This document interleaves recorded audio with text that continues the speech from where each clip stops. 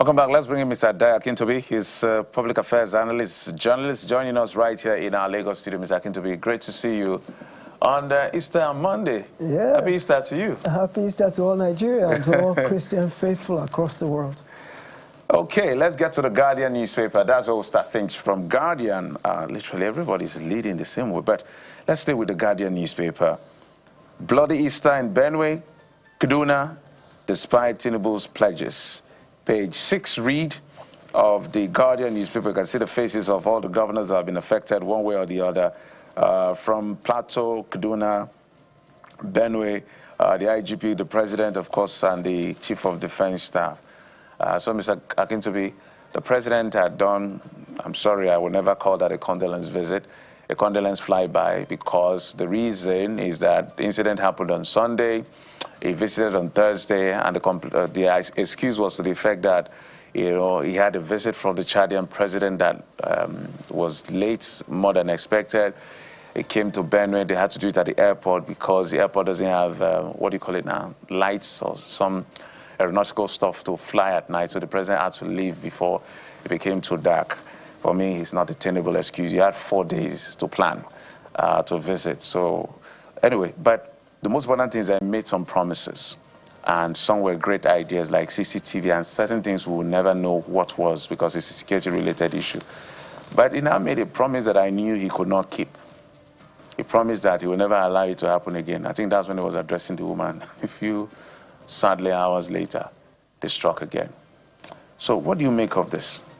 Well, it seems as if the gods were passing by when the president made that pledge, and they said, really, we'll show you. Because it seems a bit coincidental that after making that kind of a pledge, just a few hours later, almost in the very same neck of the woods, something even more grievous would happen. And yes, like you said, when he made those promises, how was he able to back them up? When I came here the last time, I said words are empty. I mean, it's easy to trot out feel-good rhetoric, but what substantive steps are being taken to ensure that this does not happen again? It sounded like hollow words, and that has come to pass just a few hours later, when there's even more widespread killing than that which led him to Plateau last week. I think there's a failure of intelligence, and I keep looking at the DSS to try and understand what exactly does that agency stand for and what do they represent. I mean, as Jeff said in the beginning of the show, at a time like this, we already know what's going to happen, when it's going to happen, why it's going to happen. We understand that around festive seasons, we understand that in the run-up to an election, there's generally a spike in violence, apart from the regular everyday stuff we're dealing with. And the fact that we already know that in advance would let us assume that preemptive steps can be taken to head this off from happening. But it seems that the government is a bit overwhelmed with this insecurity issue. And the more it happens, the more they promise, the less effective their promises are, to where Nigerians no longer really put great stock in the assurances of the government. It seems that it's very easy to say, I assure you, I assure you, I assure you, but yet we still go to sleep with one eye open because we're not confident at all that the government has the capability to protect us, despite its constitutional mandate of protecting lives and property, and also the well-being and the welfare of the citizens of the country. I wouldn't say that all hope is lost at this point, but even when the Americans sent 200 specialists to come in here to lend a hand, to help us get a grip on what is happening, it seems insecurity has even gotten worse since they got here. So what are they actually doing? And then the government has thrown quite a lot of money at this, and that's not helping. We bought equipment, Super Tucano jets. The current administration also procured quite a bit of military equipment, and yet this scourge is not abating. So you have to ask yourself, is the political will really there? Is there sabotage? Is there insider betrayal? Do people in the military know about this? Do people in the government? We've heard, okay, how are they being funded? We've always said, follow the money, follow the money. How are they being funded to the point that they have the kind of weaponry, They have the logistical capabilities, because you don't go in and kill dozens of people and abduct several dozens others and take them away without having some kind of financial wherewithal. You've got to be well-heeled financially. So where's the money coming from? Several years ago, Dubai told us they have a list of the people sponsoring terrorism in Nigeria. We've never seen that list released. We've never really heard names. I mean, there have been one or two names that have been dropped here and there, but they seem like scapegoats, and we never saw anything that really happened prosecutorially in terms of them being brought to book publicly and let us know that this should serve as a deterrent to anybody who's behind sponsoring terrorism. So I think there's a conspiracy of silence. And there's some insider knowledge to this thing, because it has defied all solutions. Indeed, and we're forgetting that in Nasarawa State also over the weekend, there were reports of attacks in a certain community, Akiawa, where houses were burnt. It was supposedly a reprisal attack over the killing of the herdsmen of a particular people whose representatives through hoodlums now came and attacked and killed a number of people. You know, we're not capturing that as well. You talked about the DSS. I wonder if we should be surprised when, you know, a few weeks to election dates, the DSS begins to get intelligence that some saboteurs want to cause unrest. We see that time and again during electioneering seasons, but we do not have that intervention from the DSS at critical times like this when Nigerians are being killed in mass. But let's head over to the Vanguard newspaper this morning, and you know, it's reflective of what's happening in the polity. The big story of the Vanguard newspaper: 2027, Tinubu's ex-ministers face tough battles in states, and that's the mood. Well, under that, there's just one rider: Nigeria devolving into one-party state. That's ascribed to the governor of Oyo State, Makinde. Of course, it's also part of the conversation, but this appears to be what is uppermost in the minds of the political elite at this time when Nigerians are being killed. Mr. Akintobi. Well, the APC is denying the fact that it has any overt intentions to manipulate its way into being the only party, not just the dominant party, but the only party. It says if all the other parties are in disarray, it's of their own making. I heard their public relations officer, or their spokesperson, saying that the ADC problem is self-inflicted, that they scored an own goal by themselves in terms of how they organize themselves. And so why should they now be blaming the APC or the party in power that they are the ones responsible for the disarray or the quagmire that the party currently finds itself in? And you look at situations in the PDP, you look at the Labour Party, and you ask yourself, other than the APC, what party is really properly structured and organized? Matter of fact, I heard the spokesperson say the other parties should appoint APC to come and manage their affairs, because APC seems to be the only party that has got its act together. But, you know, I think that any true Democrat would abhor the notion of a one-party state, because a virile opposition is critical for a flourishing democracy. You look at even countries like the United Kingdom, where the opposition actually has a constitutional role. The head of the opposition sits there in parliament and actually engages with the prime minister, and they have a shadow cabinet where every single office in the administration has an opposition member dogging his or her tail. You know, so opposition is critical, and if the party in power is that confident in the fact that it is well liked, it is loved, and the people are responding positively to its initiatives, which I guess we won't really know the mood of the country towards the party until 2027. Some people you listen to will say the APC has fallen out of favor with Nigerians. People are not happy with the current situation. If you listen to other people, they'll say, well, the reforms are starting to take effect and the party is doing well. So the jury is still out, and I guess the jury will decide in 2027. But if the APC is confident in itself, it should actually promote a flourishing opposition. It should do everything in its power to make sure that there's an opposition and not try to stifle that opposition, although they've denied doing that. But I think it's too coincidental that there's disarray in all the parties. I mean, there's some overt evidence. There's some overt evidence. Look at, for example, the Minister of the FCT, who is openly in the PDP and is flirting like a floozy with the opposition party and is actually doing things in the opposition I mean, in the ruling party. In the ruling party, that's destabilizing his own party. So, I can't say the APC is totally, completely innocent in this, and that their hands are completely clean.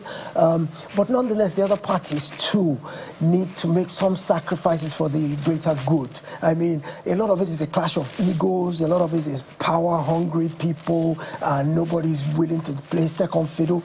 I already predicted from the beginning that the kind of juggernauts that are in the ADC, there will be a clash of egos because nobody's going to step back for anybody else. They have presidential ambitions. There's about 4 or 5 people in the ADC who want to be president. And even though they all say, well, whoever emerges, we will support. They've not even gotten there yet. No, they haven't. But I mean, they're even trying to survive as a party right now. The recipe for disaster is already sewn into the DNA, even before they get anywhere, you know. So, well, you know, yeah, we'll see how it plays out.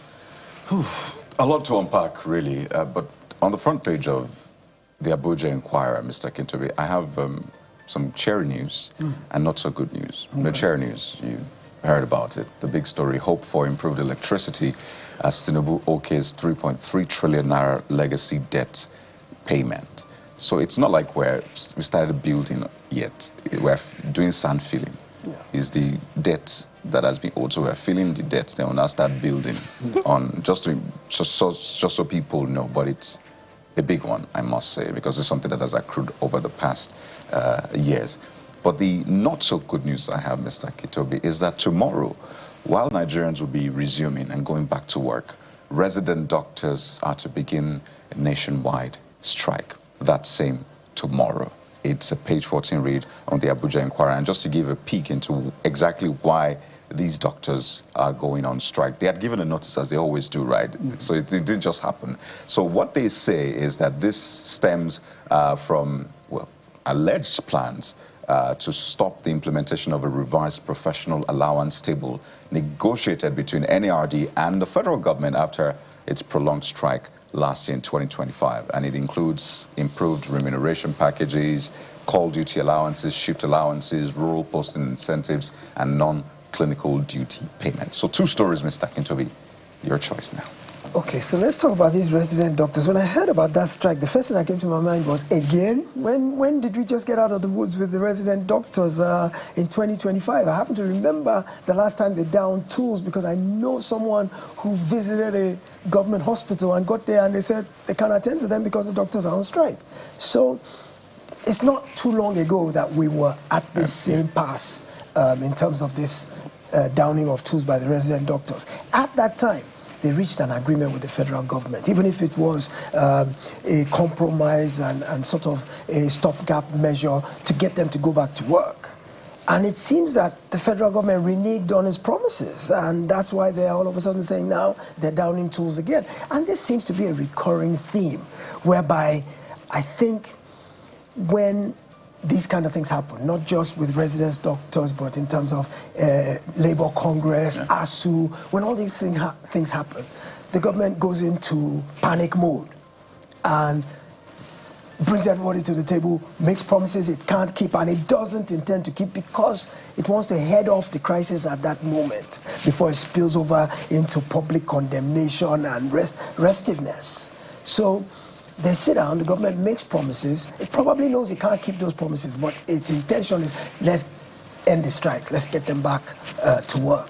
Because this is less than a year ago that these same people were on strike for the same reasons. And government made some promises then that made them go back to work. Here we are, several months later, they're back on the same issues, saying their grievances have not been resolved.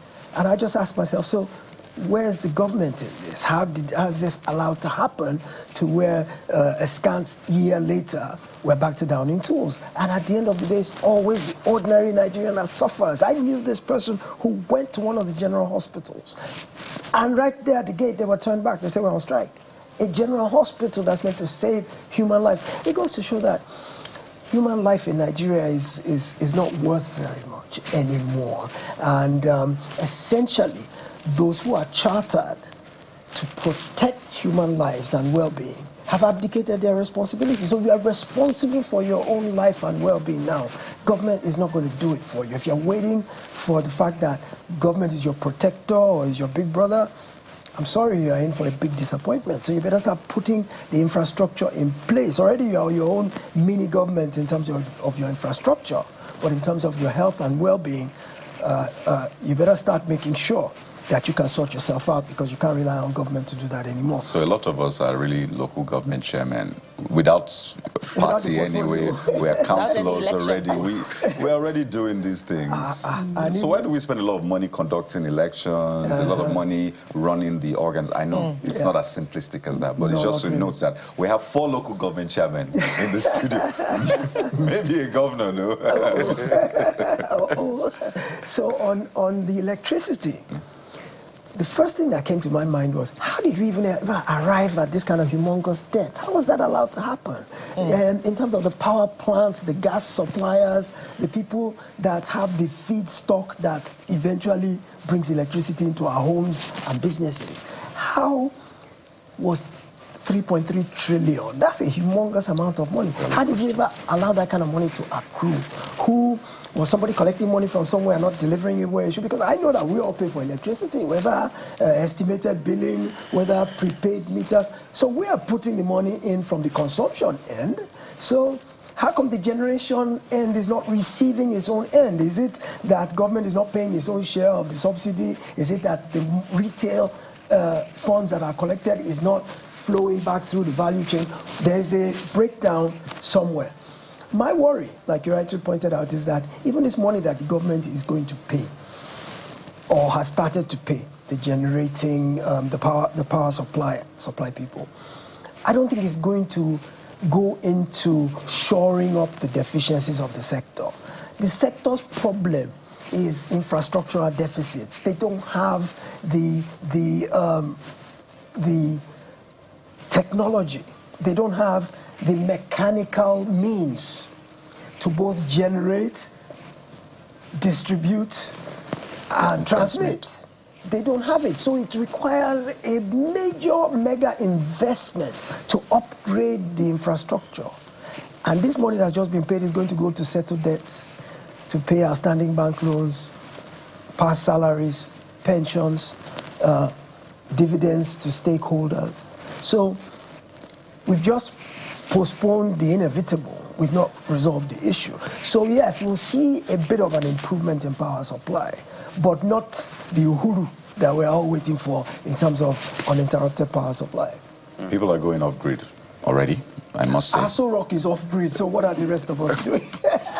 So I How hope dare any of us still want stay to on grid. So I hope by the time they resolve all of this, they will not meet maybe half or less than half consumers in the market, because most of them are switching to off-grid now with lithium batteries now that have flooded the markets. People are getting, you know what, just bring 15 kilowatt-hour battery. We'll find a way to pay for it.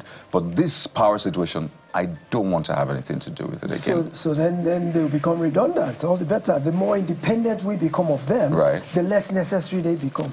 So it might be a good thing. Maybe we and should. does that leave more power for Nigerians?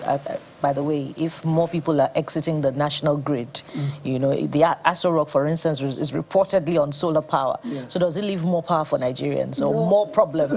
It doesn't leave more power because the power wasn't enough to begin with. So even if you remove a major user, what is left still isn't enough to go around anybody. So and it doesn't mean their infrastructure is better anyway.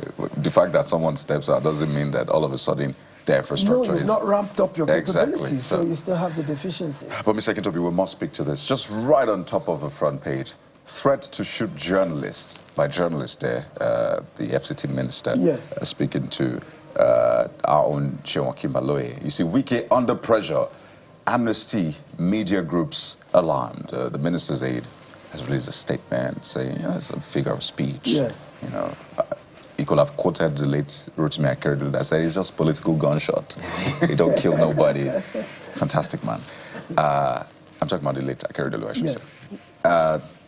There's been a lot of back and forth, but that comment, what do you make of it? Well, there's got to be decorum in public communication. There's got to be some sense of restraint and a particular modality in terms of your choice of statement. I know he got carried away by the moment because I watched the press conference. I know he got carried away, he got agitated, he got angry, and he tried to use a figure of speech. But that doesn't excuse the fact that it was inappropriate speech in a public setting. It shouldn't, he should have been more restrained in his commentary. And at the end of the day, it still came across as very offensive. And I beg to say, if I were a part of that press conference, I would have walked out in protest. Because without the context, those who were there understood the context. But those of us who are watching from the outside, it was a plain, open, blatant threat. Yeah, it was jarring, shocking. Absolutely jarring, shocking, scary threat. And I took it as that. And alarm bells started going off everywhere. And I think he should be cautioned, not privately, but publicly, probably by his employer. And he has called Sheung and apologized. And Sheung made a comment, I think, on his show yesterday to say that he's not afraid, he's not intimidated, and nobody can threaten him into biting his tongue in terms of doing his job, which I'm glad he took that stand. But nonetheless, I don't think a phone call is enough, because the minister has made his reputation on braggadocio. He's been the type of person who's belligerent. He has always been very garrulous in his public engagements, and he hogs media attention. He likes the limelight. I mean, first of all, why is he even doing monthly media chats to begin with? Why? Let your performance speak for you. Why do you have to, if you are really performing, you don't have to trumpet your achievements. Why is he calling a media chat every month? That's unprecedented. I don't know anybody else who does it, and I don't know anybody else who's done it in the past. So that goes to show the fact that he wants to be seen, heard, and in that kind of situation, it's easy to fall prey to misspeak, which essentially is what happened. He got carried away. I don't think, in all honesty, that he has any intention, truthfully, to go and shoot anybody. I mean, he said, oh, if I could, I'd have jumped into the TV, broken the TV, and shot him. He didn't. I don't think he has any willful intention to do that. But you have to take his words at face value. That's what he said on national television. It doesn't speak well for a minister of the Federal Republic who is a representative of the administration and a servant of the people to say that kind of thing publicly. No, I think he went way overboard, and I think he should be called to account for it. He has his good part, but some of you are mincing words. It was a reckless and irresponsible statement to make. Absolutely. And these are part of his weaknesses that nobody has checked. Remember the incident with the military guy? Yes, you remember what he said? Yes. Shut up. Yes. All kinds of things. It's no different from what has happened There's something and called... he denied it later. Let's put it out there. Of course, he denied it, but he said it. We all saw it. We all know that that was a lie. He said what he said to Sheung, and it left everything in very horrible, bad taste. I'm happy Sheung has replied, and so there's no need to overflog the issue. But if this was other saner crime, he won't have a job the next day. No. He knows that. But because here we take everything just the way they are, you know, I won't take anything away from him as to a performer in terms of his job. But when it comes to that communication, when he's either agitated or in his zone, at least these two instances show he needs to check it. He needs to check it so that this kind of reckless and irresponsible utterances that you need to start explaining. And I am not contented as a person. I don't know what is said to Sheung, my colleague. Maybe he apologized, I don't know. So it's between them.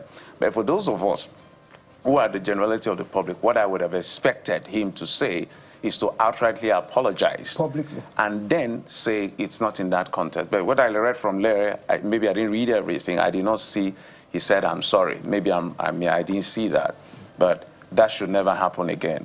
If it's some crimes, he may have been cancelled, he may have been fired, he may have been all of that. So all the good things he has done will just fly out of the window. But I think he has learned his lesson. I don't think he's going to make these kinds of mistakes again. Especially, you're not talking to a politician, you're talking to a journalist who is just doing a job. And I listened to what Seun said. No, Jeffrey, even if he were talking to a politician, you know, we have laws by the Nigeria National Broadcast Commission that guide, you know, our utterances on television. Even whoever it was he was talking with, you shouldn't have made those comments. We should put that out there. You cannot open your mouth and say you shoot someone. It was just outrightly reckless. Yes, but I don't think he knew that this is going to come as much as the pressure that came. A lot of people came at him, media organizations and institute came at him, and that's why they had to perhaps respond to say, look, it's not what you guys meant. But well, we'll leave that to them. But it should never happen again to anybody. Let's talk about. Do we have time for one more paper? Let's just do Vanguard newspaper. Vanguard is leading with... We've done Vanguard newspaper. So that'll be New Telegraph. Oh, New Telegraph. Oh, how did I miss that Vanguard? You know what I saw a name of a minister. I'm going to call his name, Minister of Transportation. I don't even know the man's name. I heard he wants to run for governor. I don't even know the man's name with the greatest censors. Do you know who the Minister of Transport is, Bukola? I'm sure we'll find out if we check. Kyle, do you know the Minister of... You're about to mention They say he's resigning to go and run for office. So, New Telegraph. Tinubu approves 3.3 trillion to clear debt. We've talked about this. So maybe where we'll look for is where Kayode started from. Can to political leaders at Easter show genuine commitment to improving Nigeria's laws. I'm sure you saw part of that message. Maybe a quick comment on that. Yes, well, the spirit of Easter is one of unity, one of forgiveness, one of redemption. And this is a good time more than any to promote that notion of forgiveness, especially what's happening in the northern part of Nigeria generally with brothers killing brothers. You know, at the end of the day, whatever might be causing this insecurity, it's still family people against each other, because no matter where we come from in Nigeria or in Africa, we're all brothers, and whatever is leading to us turning against each other, whether it is political considerations, religion, ideology, ethnic differences, whatever the case may be. I mean, the entire notion of Christianity is love your neighbor as yourself. You are your brother's keeper.